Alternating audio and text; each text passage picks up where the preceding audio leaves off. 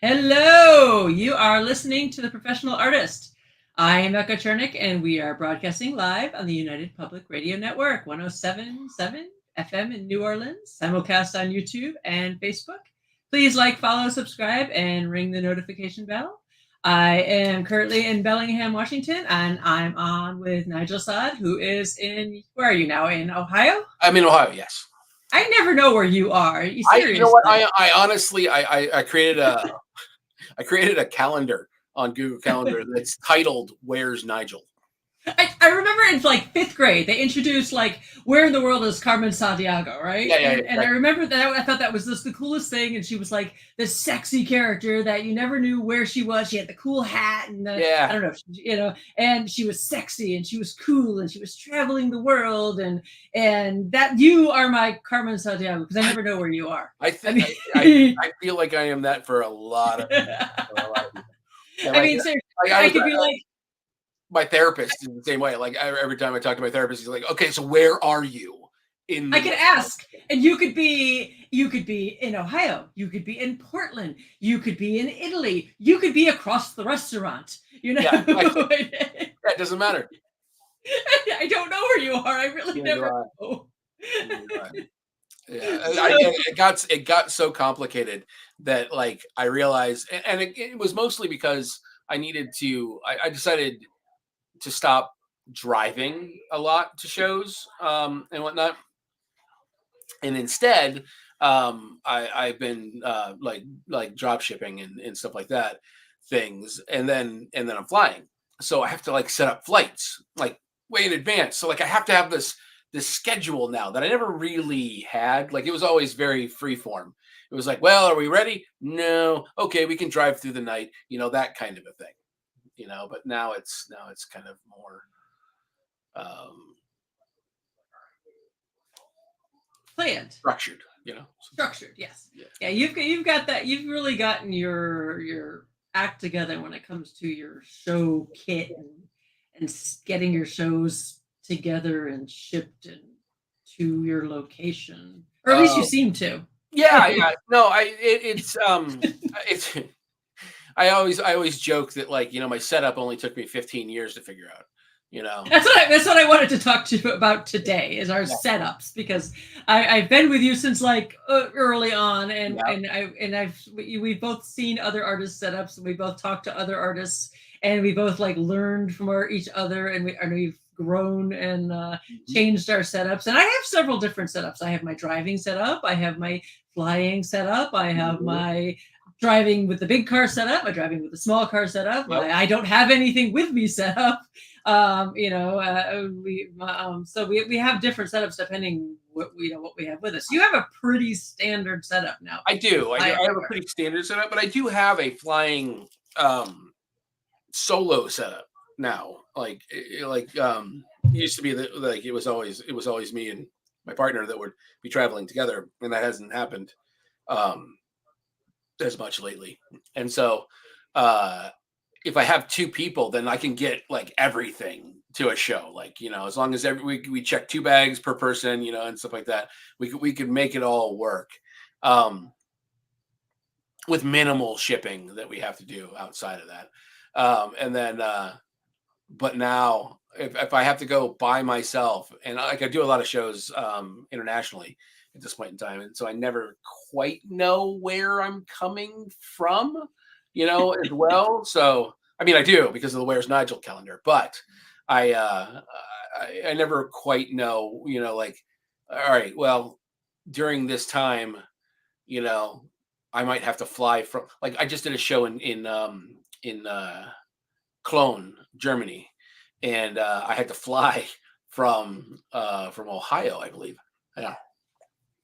So somewhere. Meaning a pocket coffee, which is what is a pocket coffee? It's Italy's gift to the world. It is. Here you go. Yeah. So it's actually called pocket coffee. Called pocket coffee. It's literally. Sorry. I thought you were supposed to enjoy your coffee, not just like chug it as you're running down the hallway. It's a chocolate. It's made by Ferrero Rocher, that company. Oh yeah. All right. Yeah. So It's got it's chocolate, like a more milk chocolate on the top, a more dark chocolate on the bottom. It's got this little crispy sort of thing on the interior of it, and then it's just filled with espresso. How much caffeine does that have? Oh, it's amazing. It's amazing.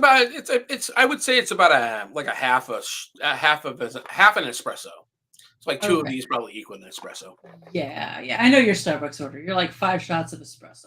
I do. Well, that's only in America. In Italy, actually, to be fair, it's America and like many other countries that don't, specialize in espresso.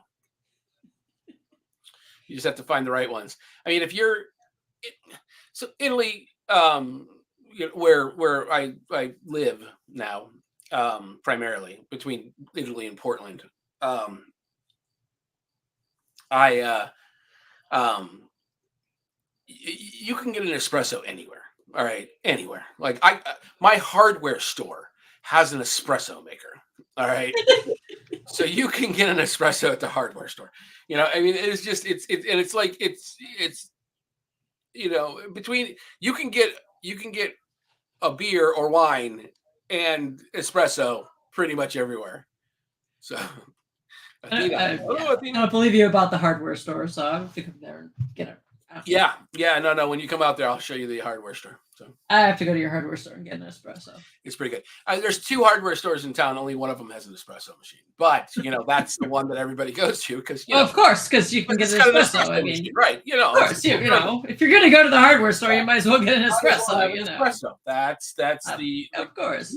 Really. So one of the things you have to take into account when you're flying or going to a show is how much stuff can you carry, because that's the stuff you're going to sell. I mean, you don't need things like pants. I mean, you have to. Right. I mean, the more product you can carry, that's the most important thing. I mean, I usually have like 1 pair of jeans and 5 shirts. I specifically, when I fly, I usually I have Arm the Animals shirts that have, I like Arm the Animals because they're a good charity that gives money to animal rights, and they have kittens with guns on them. And that way they have like 5 different shirts that have 5 different kittens with guns on them. And that way I know I'm wearing a different clean shirt every day. If it has a different kitten with a gun, I know I've changed my shirt, and everyone else knows I've changed my shirt too. Yeah. And so, and they don't take up a lot of space. So I have like 1 pair of jeans and like 5 pairs of underwear and like 5 shirts, and they don't take up a lot of space. Everything else is product. Right. And so I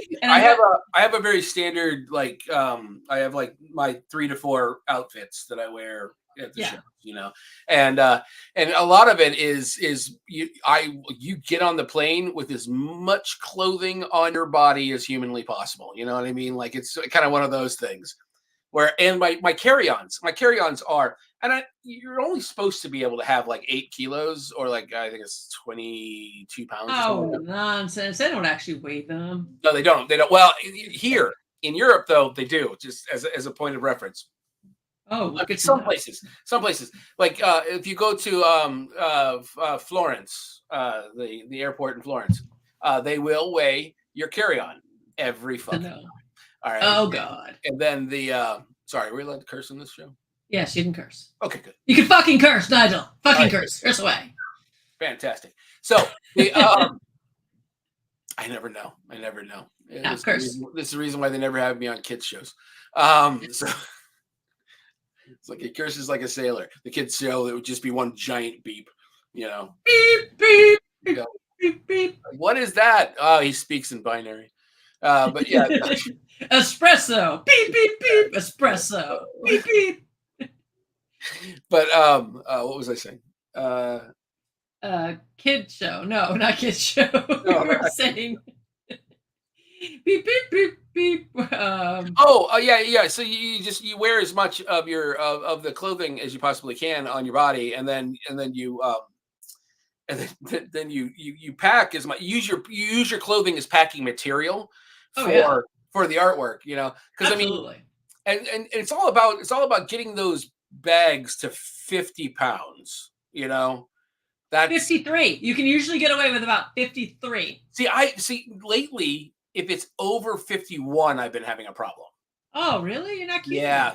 So like if you get 50.9, and like it's not 51. And that's what that's what the people have been telling me lately. 53 usually. Maybe you're getting old. I don't know.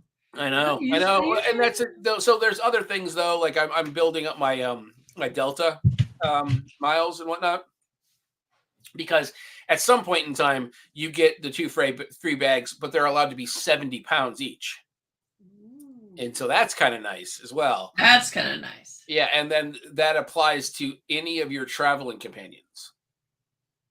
Oh yeah. Oh cool. Yeah. Ooh. So Ooh. yeah, as long as you book the flights together.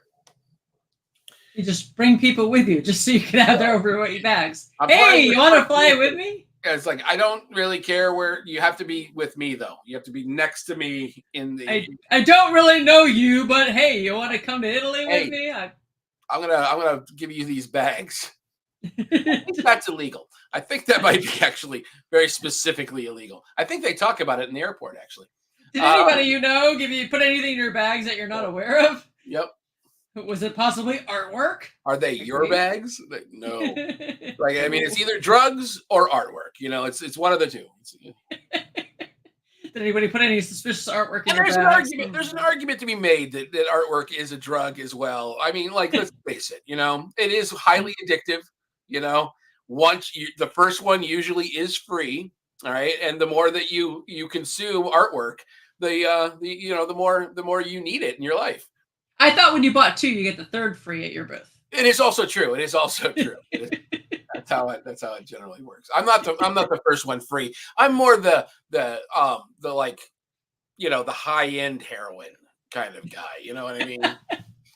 Like, you know, there are other people out there that they deal in pot. You know what I mean? Like, you know, you could get the pot level artwork. You get the stickers free. You get the stickers. The stickers are the free level artwork. Yeah, the stickers are like a joint. You know what I mean? That's I got one of your stickers on the back of my phone. See? Yeah, you get a free joint with every. I got one of your stickers on the back of my phone. It says, "Don't be a dick." Just saying. This may not be good for our careers right now. Okay, like making this comparison. Anyway, moving on to back to travel. Yeah, back to traveling with art. Golf cases. Tommy actually taught me early on about the golf case trick. Yeah. About if you put your with the backdrop.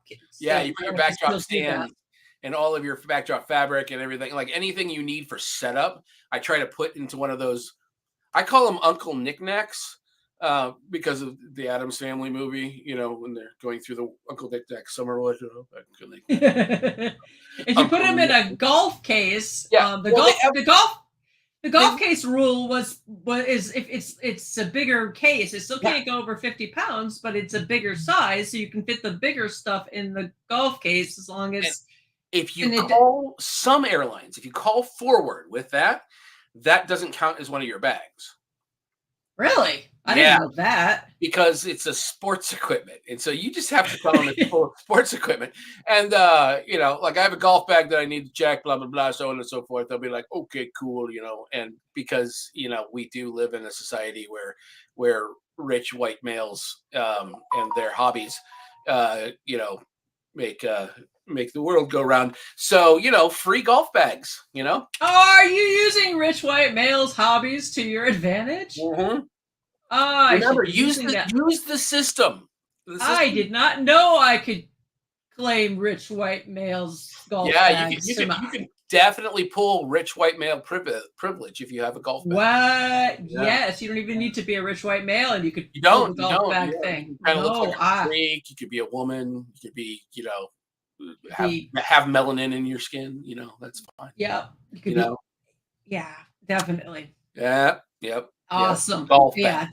Golf definitely. Bag. No, anyway, the golf bag trick is that it is bigger than a regular size bag, so you can fit your backdrops in it, but it still has to be 50 pounds or less. Yeah. And but it goes in the oversized luggage. So. Yeah, they do tend to be a little more lenient on those ones too, as far as the weight. Yeah. It's a gamble. You know, you might have to pay an oversized bag fee, which are not cheap.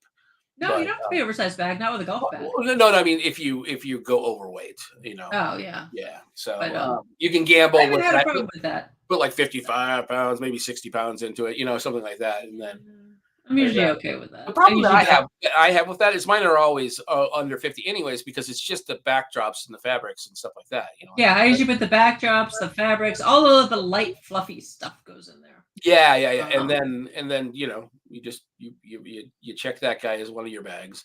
Then you have a bag that has your display material for the books and whatnot, and some of the larger prints that you have. yep. Um, you know, and so I've been carrying. I have the 11 by 17 yeah. Toyo books with all my prints in them that are heavy as a motherfucker. Oh yeah, yeah, yeah. I have But I I have put them. I have A2s, and so A2s are like 24 by 16s. Okay, is Yeah. about the size. And so yeah, those things Oh, those are heavy. are just ridiculous. I can fit mine in a carry-on though. I can fit them in a roller bag Yeah, you can. carry-on. But when you fit 3 or 4 of those books in a roller-on carry-on, you're like, no, no, it's fine.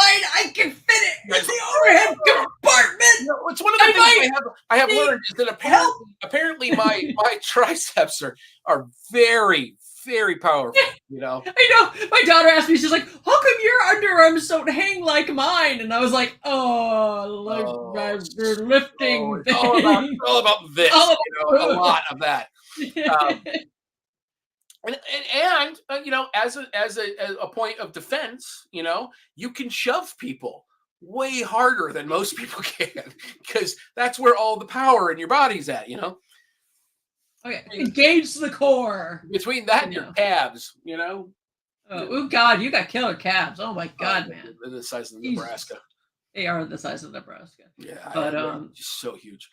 But we offset this by eating like crap at shows and not nearly. Yeah. Well, I try not to. I try to eat at least. I don't. I swore off. So when I was before I became an artist, I was 27, I think. When I started, I don't know. It was 2003. However old I was at that point in time. I was born in 1974. You all in the studio audience can do the math. All right. So at any rate, I was that age. Okay. Just before that, I had gotten divorced. So say 2 years prior to me starting my career, I I was the heaviest that I'd ever been in my life. I think I weighed like 280 pounds or something like that. I'm 6'2", and like I can carry weight to a certain point, but like at 280 pounds, I was not carrying it well. And I had a picture of me eating a McDonald's double cheeseburger, and it was like a candid photo that somebody had snapped of me eating. And like first of all, I had this thing where I was doing the thin beard kind of, which is never a good idea. If you have a thin beard, please just stop. It's not good for anybody. And so like it was like I had a double chin, and I'm eating this burger, and I put that picture on my fridge. And every day that I thought that I wanted to go get McDonald's, I would look at that picture and I would be like, no, I never want to be that person again.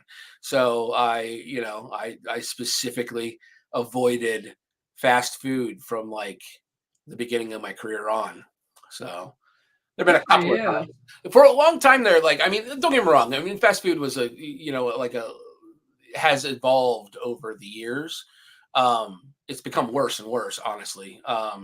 Because every once in a while you just can't help it. It's the only thing that's open, blah blah blah, whatever, and you go and do it. Like we just ate at a Taco Bell the other day, and Taco Bell used to be on my list of things like, okay, we can do the Taco Bell because these quesadillas that they had were kind of okay, and they weren't terrible tasting and that kind of a thing. But I went and got the quesadilla just recently, and it was the cheese is like plastic now, and it's yeah. You used to work at Taco Bell. You can't leave the stainless steel spoon in the green sauce because it will dissolve it. That's amazing. That's amazing. Yeah. I've always wondered. I've always wondered how to get rid of those stainless steel spoons. Don't leave it. Leave it in the green sauce. Yeah, it'll dissolve it. You'll get in trouble. You'll get written up if you leave the stainless steel spoon in the green sauce. I worked at a Burger King, but I worked there when I was 15. So it was right when labor laws had changed in Ohio, because I grew up in northeastern Ohio, and so I got this job, and they couldn't have me do anything. Like, I wasn't allowed to work with the fryer because I wasn't 16. All right. I also wasn't allowed to handle money because I wasn't 16. All right. So literally, I spent my entire time sweeping floors.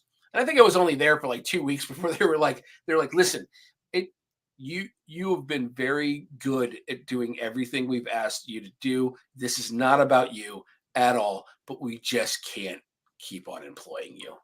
And You're I was like, just not. why? And they go, because you can't do anything. Like you're not allowed to legally touch anything we do other You than, gotta leave by like 8 o'clock, or you yeah, turn yeah, into a this pumpkin. broom. This broom is the top end, and you just turned 15, so we would have to have you do this for like a year. Because I grew up monumentally poor, and um, we used to dumpster dive for food, sort of poor. And so when I was 15, I could get a job and help, the family out with, money and stuff like that. And so that was the whole point. So I needed a job. Oh, and then they got rid of you. Lovely. Yeah, and then they got rid of me. But luckily, Ah. I did immediately get a job working at a grocery store as a bag boy. Kind of around the time that Burger King introduced those fries that were like competing with McDonald's French fries, and then they were like twice the calories as McDonald's French fries because they were like double fried and stuff. Yeah, I don't know. Yeah. Again, I always think to myself, like, I want to try these things, and I will go into like new areas and try things. Like, in Portland, they have this thing called Burgerville. Okay, and Burgerville has, I want to just say, some of the most amazing milkshakes that you'll ever have. They have this chocolate hazelnut milkshake that is honestly astounding. I recommend their milkshakes highly. However, that's it. Don't get anything else. Just like, it should be called Shakeville, like, because that's literally the thing that everybody should buy there. So anyway. You do metal prints now because you decided that carrying paper prints was just, too light for your calves. Right. You're like, my calves are not buff. They've gotten to a point where they need that extra oomph. You know what I mean? So you decided that, you're gonna start shipping metal prints because, Yeah, so we've been doing this thing, though, that's been working out pretty well, where we buy like playmats and metal prints from different places, and then I will have them drop shipped to the hotel that we're staying in, and I try really hard to gauge the weight, like I can expect to sell this much artwork, so I can deduct this much weight. I can expect to sell this many playmats. I honestly hope to sell out of playmats and metals at every show. But I don't have to, because again, we can make everything work. And the second part of this equation is Southwest shipping. I use that a lot. Yeah, you're telling me about that. I haven't started using that. I have to. It's a great thing. You have to go to Southwest shipping. I think it's swacargo.com, I think is the web page that you have to go to, or it's SW Cargo. It's Southwest Cargo location, and you have to basically sign up with them so that they can give you a known shipper number. Okay, so it's essentially they have to approve you to do shipping, and they approve everybody as long as you have a business, they'll approve you to do shipping with them. And then you just go in and you can hand them items, and they put it on the next flight that goes to wherever you're going. And I mean, it's not super cheap, it can, if it's under if it's under 100 pounds, I think that it ends up being like $65 if it's a small size. But it's weight and space is what they base everything on. But the most that they can charge you is like, I think it's like 9 or something like that per pound. And that's usually over 100 pounds, blah, blah, blah, blah. And so once you get up to like 300 pounds, then it drops down a bit, Which is still less than paying overweight charges trying to bring It it to is. the It airport. is. Yeah, like on a very regular basis, I find myself paying somewhere in the vicinity of, if I need to ship the majority of stock to a show, it'll cost me like $400 to ship it via Southwest. And then essentially, I'll just fly in, rent a car, go to the Southwest location, pick everything up, take it to the show, get it loaded in, and then I bring the car back and I get rid of it. And then on Sunday, I'll send somebody up to go grab a car from the airport again. And so, and then you get the car, you come back, get into the marshalling yard line, you pack up. Next day, you take everything to Southwest Cargo. Honestly, they're open until like 10 on most days. I don't know if it's Sunday if they're open that late or not, but on most days they're open till like 10 or 11. It's ridiculously late. Unless you're going to another show, and then you can. Yeah, then I can just ship it to the other show if I want to. Ship it to the other show. And they'll keep it. Usually takes no longer than like 2 days to get to any location as well, which is nice. If you've ever done shipping with like FedEx and UPS, it has become increasingly problematic, to say the very least. Oh yeah, I've had problems with that. Where they're like, "Oops, not going to arrive for like a couple more days. Sorry." Yeah. Or it gets completely lost, and they're like, "Oops, sorry. Well, yeah, we're not going to pay the insurance because technically it's not lost. We just haven't found it yet." Yeah. It's just somewhere around here. It's somewhere. So we've done things like where, like for instance, when we come from. Between Gen Con and Dragon Con this last year, Laz actually left the trailer in Indianapolis. He just parked it. We just paid for a space to park it, and we left it in Indianapolis. And then he flew back in and took the trailer down to Indianapolis, down to Atlanta from Indianapolis. He just left it there for a couple of weeks rather than wow, okay. Buy it. It was less expensive just to leave it there. Yeah. We found there's places that you can rent just like kind of like, I forget the name of the place. It was like a sort of like an Airbnb for parking spots. And we just rented a parking spot from like a person, and we just parked it there for a few weeks. And then he just flew back in and picked it up and drove it to Atlanta rather than drive it back or drive it to Atlanta.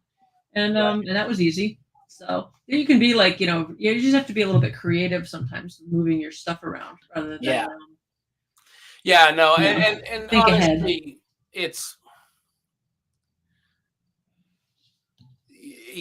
when you start getting into certain weights, like I started doing larger booths, like 10 by 20s. And so that requires more of the shipping, and then also having a couple of people flying out to the location, bringing stock with them, and those kinds of things. And then between everybody, and the idea, and of course the idea is that you don't overstock yourself, and then when it's all said and done, you get everything hopefully onto the airplanes with you guys to go back.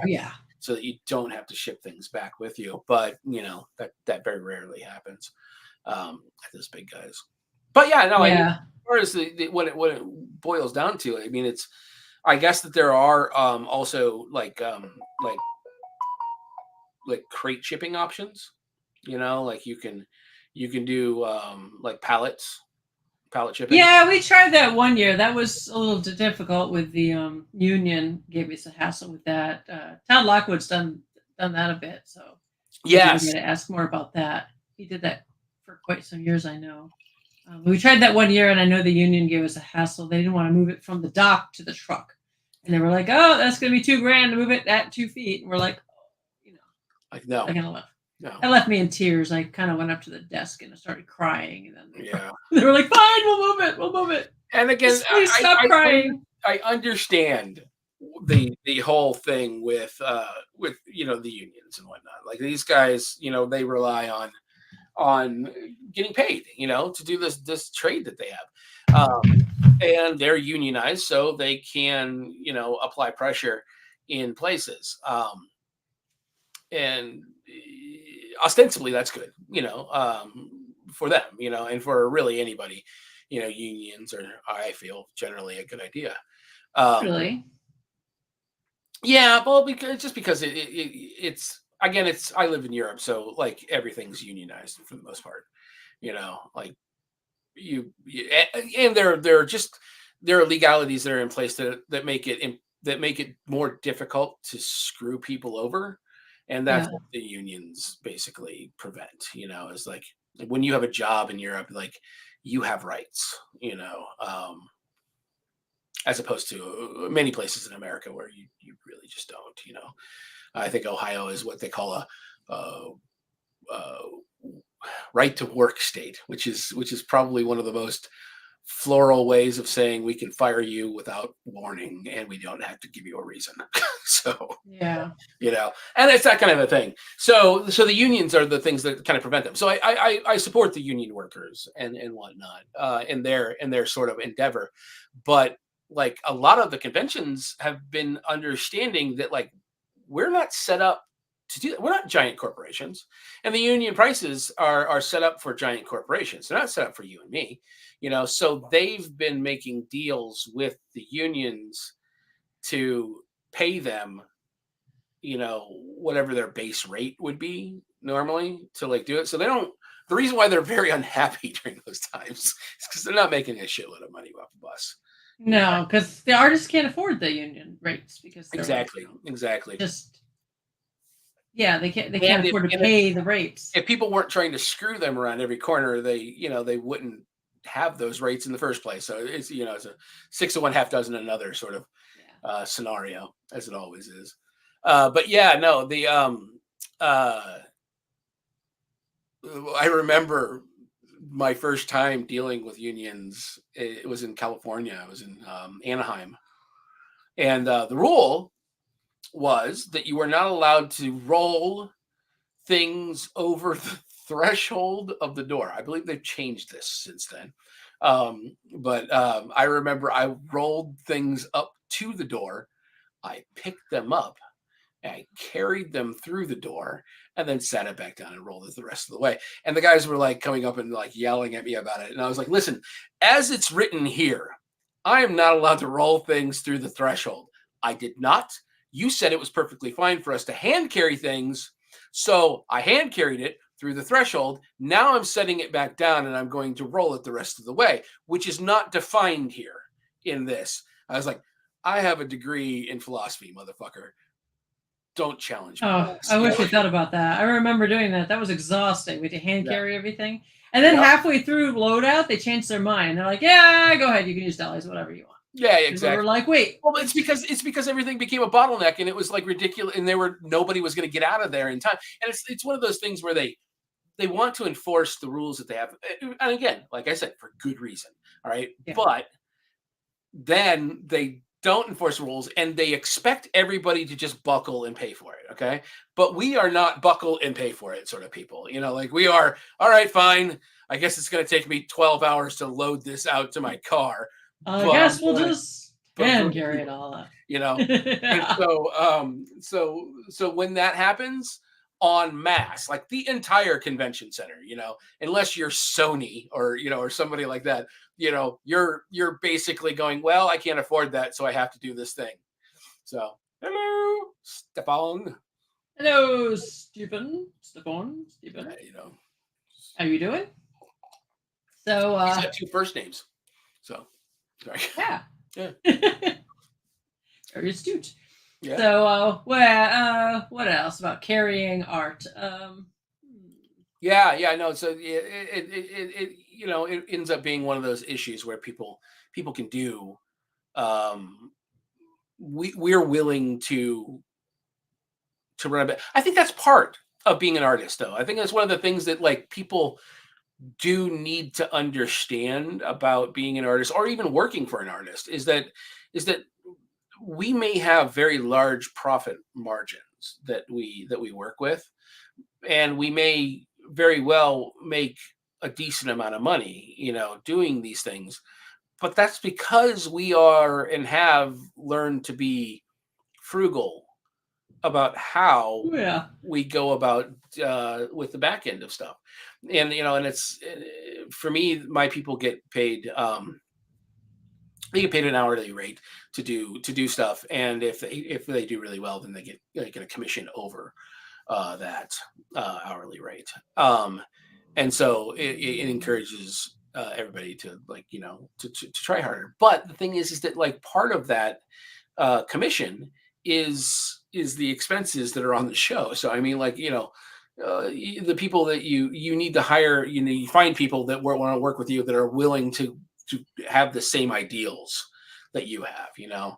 I've had workers that are just like, well, I want this hotel, and I want to stay you know you know by myself, or something along those lines, and I want to do this and I want to do that. And it's like, guys, then don't come to the show, because I can't.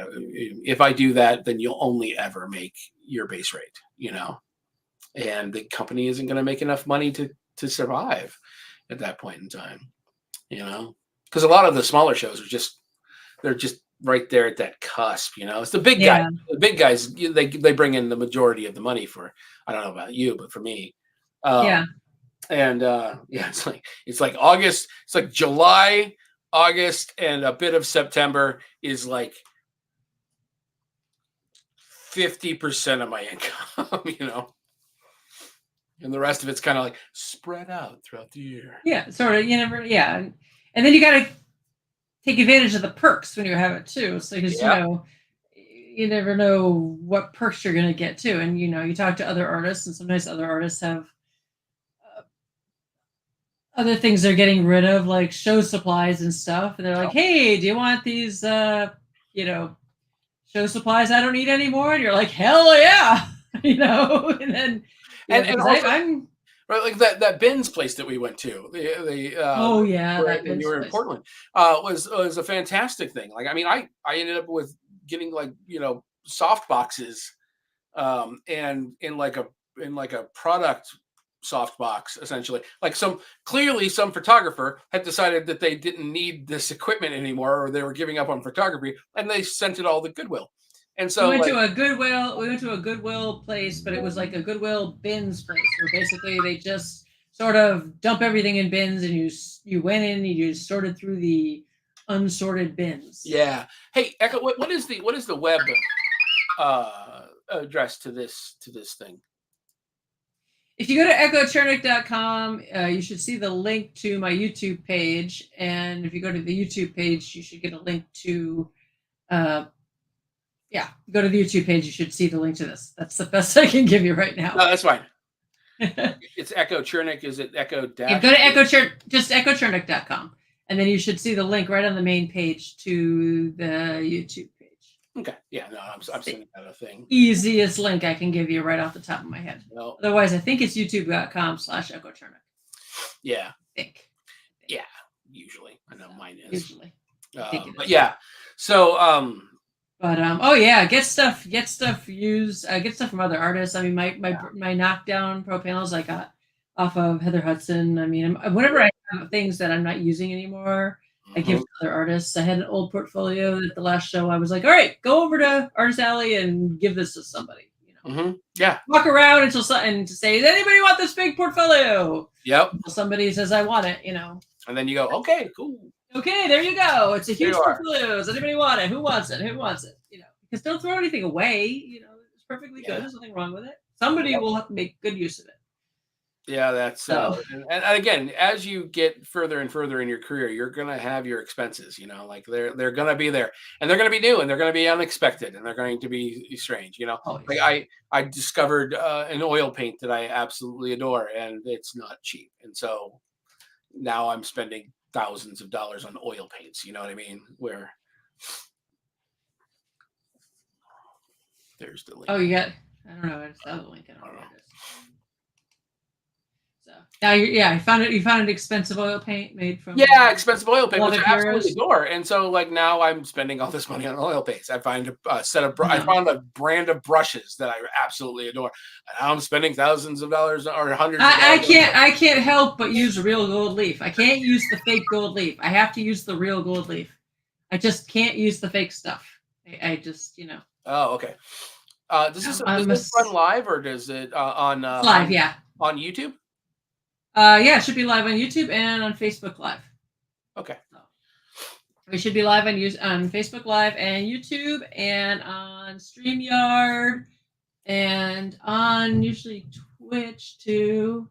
And it'll be up there afterwards too. Okay, cool. It'll be live on YouTube though. Yeah, that's fine. No. Why did they find it? That link that you sent me, would that be good? Yeah, that should be good. Okay.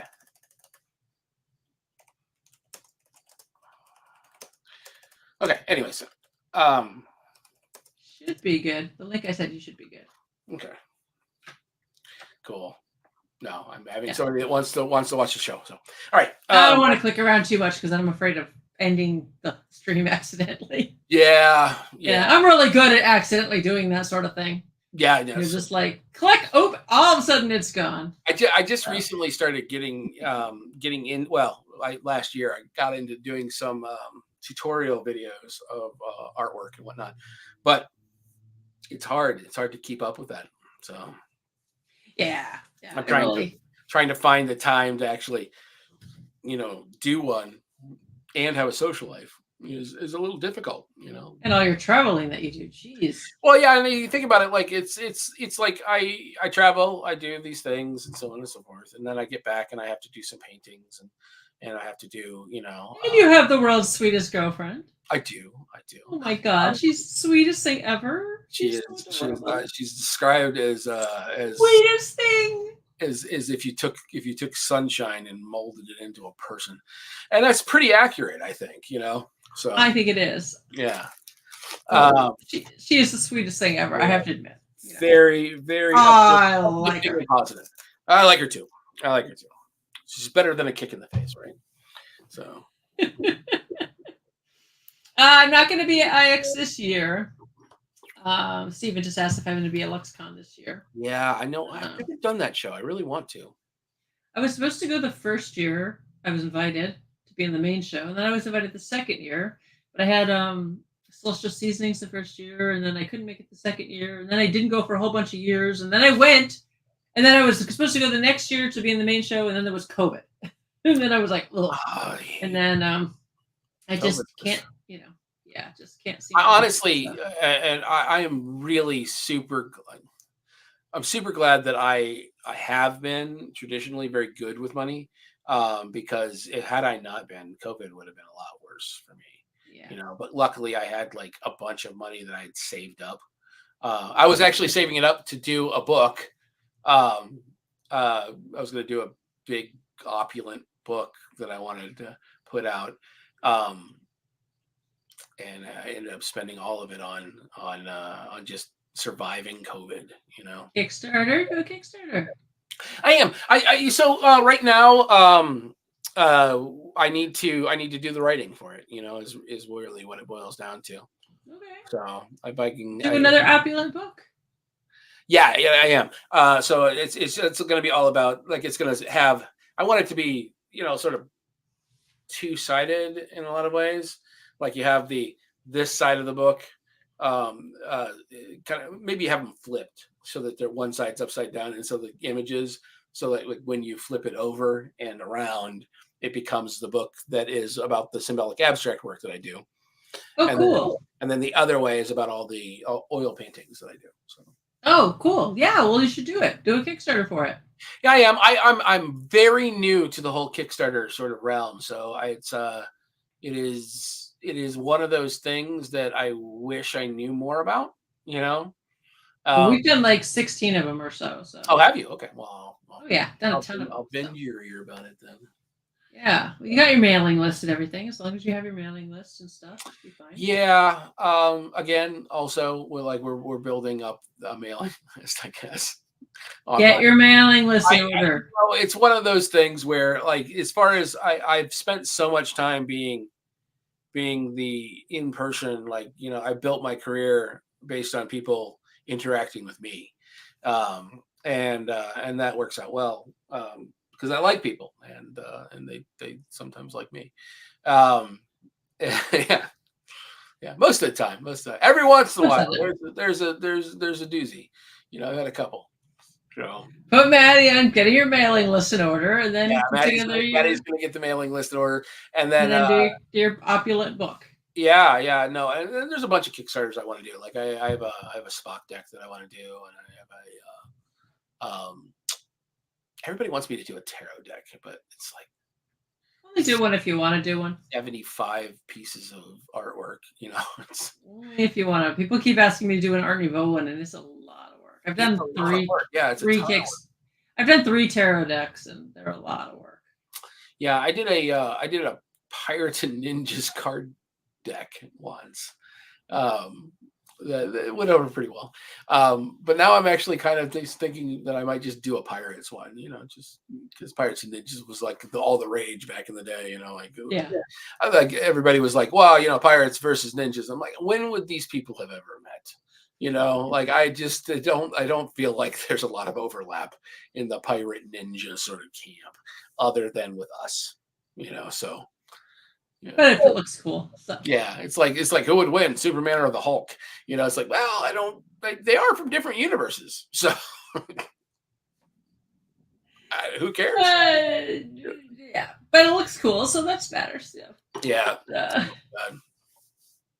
Yeah. What else about getting art everywhere? Oh. So did you have the end of the show? Did you ever want to just look at your booth and just be like, let's just leave it here. Let's just go home and just leave it here. On many occasions.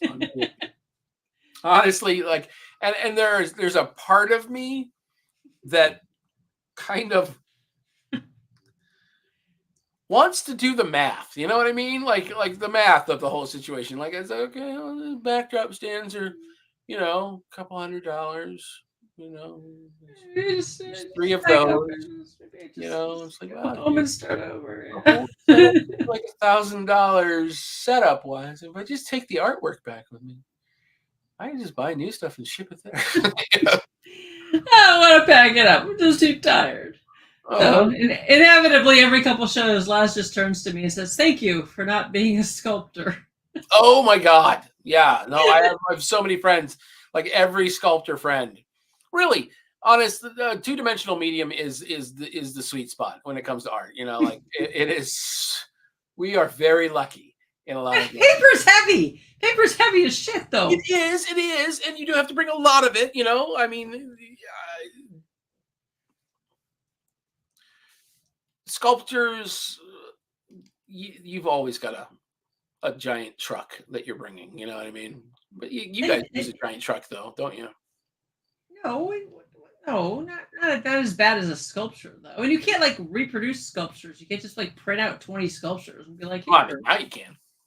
Well, I guess you can now. Yeah. Well, actually, now you can do your work. You can make the mold, and then it's just injection molding at this point in time. Yeah, I guess you can. Yeah. Wow. Yeah. It's a crazy world now. It is a different place. When we started, when we started, because I think you. I don't know. When did you start? Doing shows? Yeah, the shows. The hell did I start doing shows? 2004, 5, 6, 7, 8. 2008. Okay. Yeah. So relatively the same size. Same time. When we started, it was like a whole different ball of wax. I remember. His last name's Herman. He's always at Dragon Con. He does these beautiful bronze. Oh yeah. You even know the guy that I'm talking about. His work, and every time I'm like, God, he's so talented. He lives in Loveland, I believe. Okay, which is like home to like 95,000 foundries. They have actually a bronze sculpture garden. If you're ever in the Colorado area near Denver, take the time, take the 45-minute drive up to Loveland and go to the sculpture parks. They are worth it, 100% worth it. So Crazy. yeah, and so yeah, yeah. I always remembered though him. I was like, oh my god, could you imagine having to ship that? Or Kristen and Colin Poole, those two. They're a wonderful couple that also do. Yeah, the Pools are amazing. Again, and then this other guy is on the same level as him. Yeah, the Pools are astounding sculptors. But like, I have a sculpture of theirs, two actually. But they make these little hands that are kind of sticking out. And then they make these skulls that will fit in the hand, and you nail the hand. It's got a placard on the back of it, so you can nail the hand. It's got 4 holes in it onto a wall, and so it kind of sticks out of the wall, and it will hold on to one of these skulls. They're absolutely beautiful, and that's pretty much those kinds of things they have to have at shows. They're just. But again, that's a good point. There's a certain difference, like for them, they would go to a show to sell a bunch of small stuff in order to gain the clientele that will buy the bigger stuff, Yeah. and whatnot. But they're never going to make a lot of money at a show, and this Herman guy, same thing, like he made a lot of like these Nautilus sculptures and stuff like that were really cool and not terribly expensive, but I mean, really, when it boils down to it, all sculpture is expensive. I mean, it's and it's heavy. Just imagine bringing that shit to the ship, because you got to bring something big and interesting to look at in order to get people to come over to your booth. So like he would always bring that dragon. The Pools would bring like one of their smaller lady sculptures usually, or something like that. And yeah. Just having to transport that every time. Oh my gosh. Yeah. And on a different level too, like all those people we're talking about, incidentally, if you ever meet them at a show, they are literally some of the kindest and nicest people you'll ever meet. Kristen and Colin are an absolute hoot to hang out with, and honestly, just to talk to for 15 minutes, they're delightful. So they probably also have awesome calves. I mean, from like exactly. Everybody in the sculpture has my calves. So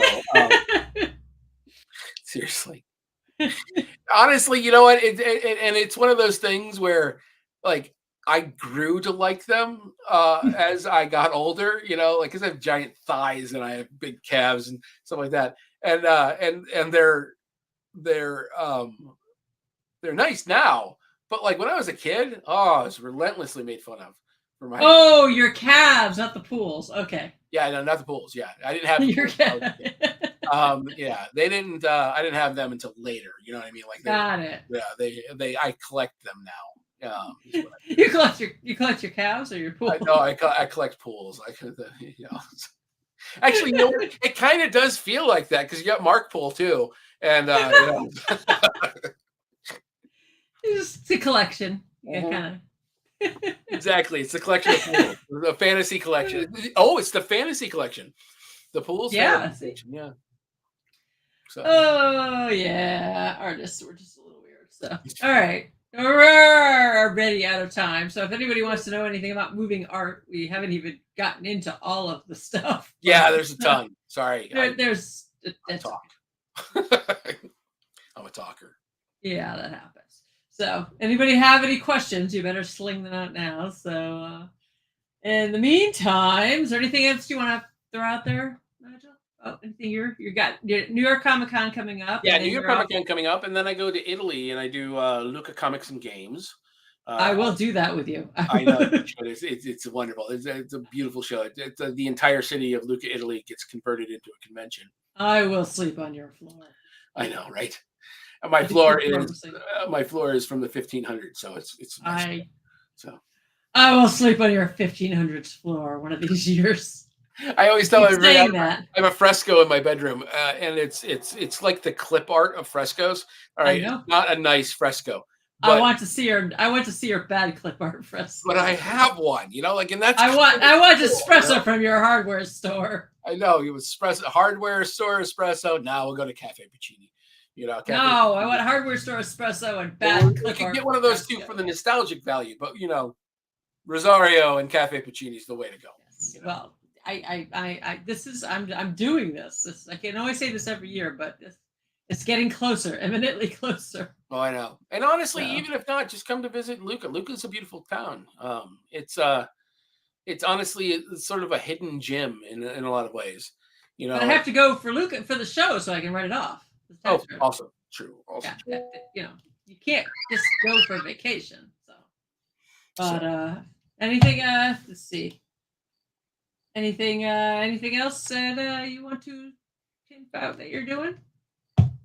No. I think that's pretty much it. I'm kind of sequestering myself away and doing a bunch of paintings, both in Europe and in the States. So awesome. Yeah, that's my winter. My winter is painting.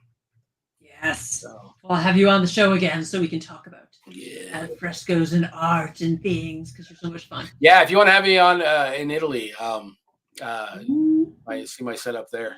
I do, as long as you have your bad fresco in the background. No, that's in the bedroom. Sorry. It's okay. It's but the rest of it's still a cool house. I mean, it's got walls that are this thick, because of stone. Because that's, which is great, except for it never really gets warm in my apartment. It's always a little chilly, but it never gets really cold either. So it's kind of this, it's like built-in air conditioning. Well, it makes it romantic, right? Yeah. So yeah, romantic. Yeah. It is. Well, I've had you on in Portland. I've had you on in Ohio. Now we have you on in Italy. Exactly. It's chasing you around the globe. It's the trifecta. All right. Well, that's about out of time. So thank you for coming on. You have been listening to 107.7 FM, United Public Radio Network, professional artists, and I will see you all next week. And thank you again, Nigel, for coming on and talking with us. Thanks. And everybody else, keep making great art, and we'll see you next week. So bye. Ending to the end.